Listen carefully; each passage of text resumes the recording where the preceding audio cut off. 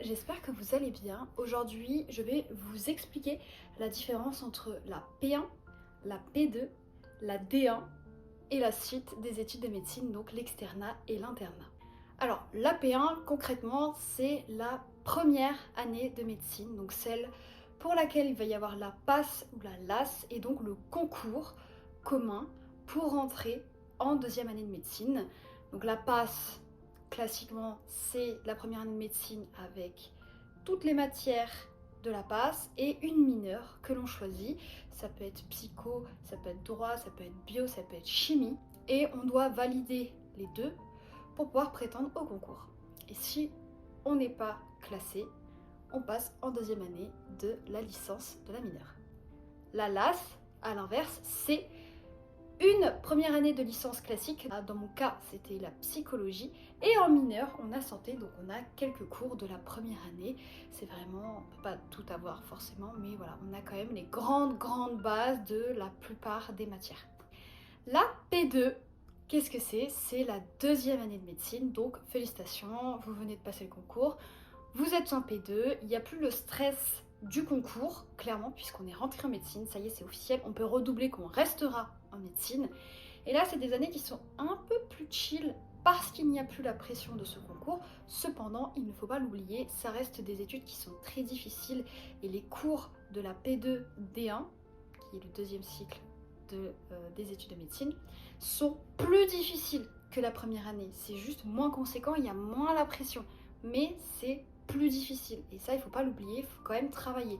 On a plus de temps pour soi autour des études, par contre, il faut rien lâcher parce que c'est très difficile.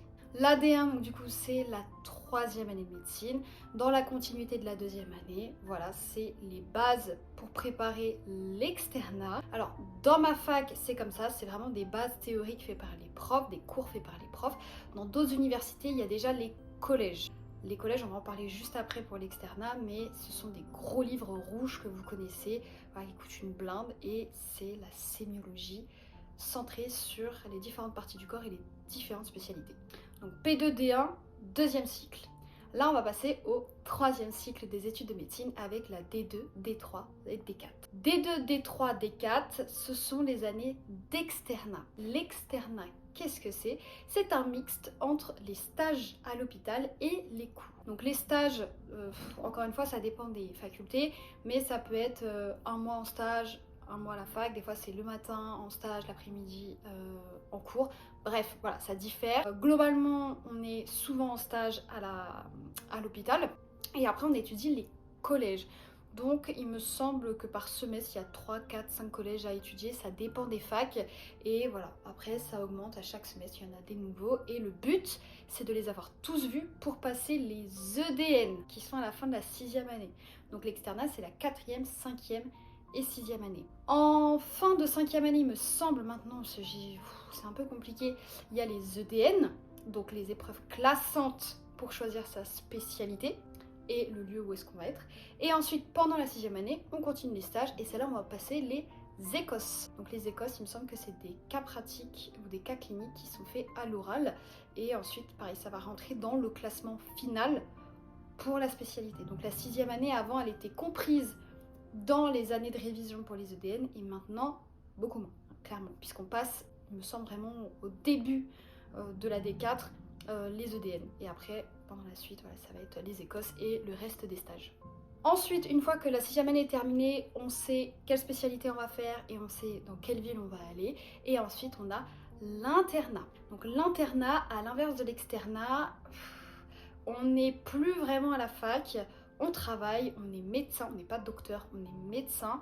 Et là, on va être dans la spécialité que l'on a choisie en faisant quand même différents stages puisque la spécialité qu'on pratique peut être vue dans différentes branches de la médecine et ça nous permet de voir des cas beaucoup plus diversifiés. C'est là qu'on a un vrai salaire, enfin un vrai salaire.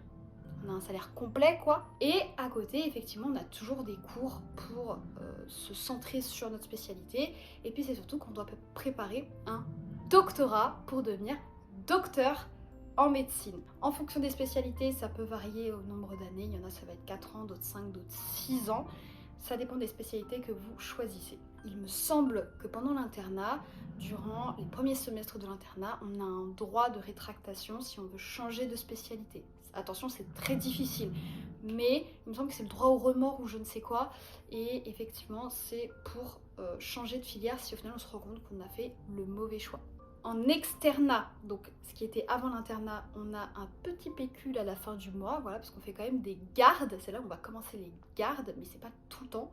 Et par contre, l'internat, c'est là où on a un vrai salaire. Donc voilà, on va repasser.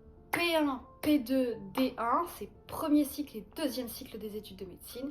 Et ensuite, D2, D3, D4, c'est le troisième cycle de médecine appelé externat. Et ensuite, on a l'internat. Voilà pour les spécificité de chaque cycle de médecine et du coup le nombre d'années qui va avec sans redoublement et ce qui est spécifique à chaque cycle. Si vous avez des questions, n'hésitez pas, j'ai essayé de vous donner un maximum d'informations. Maintenant c'est vrai que chaque année il y a des nouvelles réformes qui changent, donc des fois on est un peu perdu et moi je ne suis qu'en P2, donc je vous avoue que le point de vue de l'externat et de l'internat, j'y suis pas encore, donc c'est un peu plus compliqué.